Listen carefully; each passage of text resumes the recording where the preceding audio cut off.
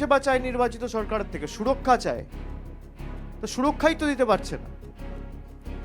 তাদের border security force fail, আর আপনি রাজ্য সরকারের উপর দায়ভার চাপাচ্ছেন।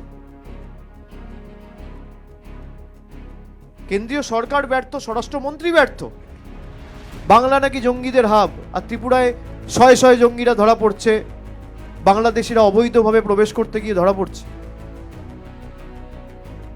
এই ডবল ইঞ্জিন সরকারের নমুনা, নিদর্শন। এদের তো জানা উচিত। It is for everyone to see. You ask your conscience. Has they done anything? You don't need to ask me.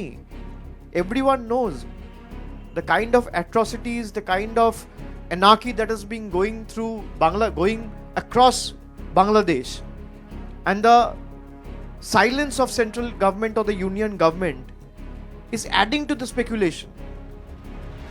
The Prime Minister has always said about us, powerful government, 56-inch chest. Now we want to see the central government reply, or rather give a befitting reply in the language that perhaps Bangladesh understands. Who's stopping them?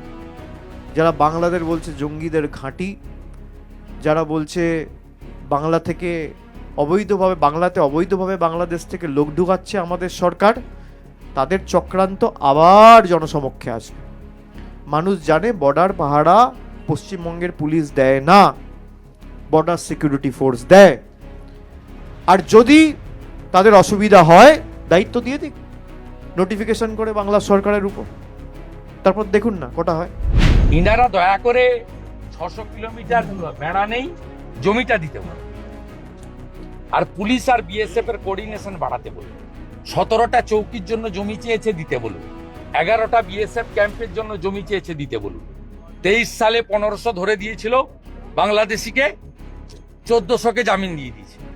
এবছর প্রায় 1000 ধরে দিয়েছে BSF, 900 জনকে জামিন দিয়ে দিয়েছে। এই কাজটা করতে বলুন। জ্ঞান না দিয়ে 600 কিলোমিটার যে জমি, সে জমিটা হ্যান্ডওভার করতে বলুন না। 17টা চৌকির জমি দিতে বলুন, 11টা বিএসএফ এর রেসিডেন্সিয়াল ক্যাম্পের জমি দিতে বলুন। এই কাজগুলো করুন।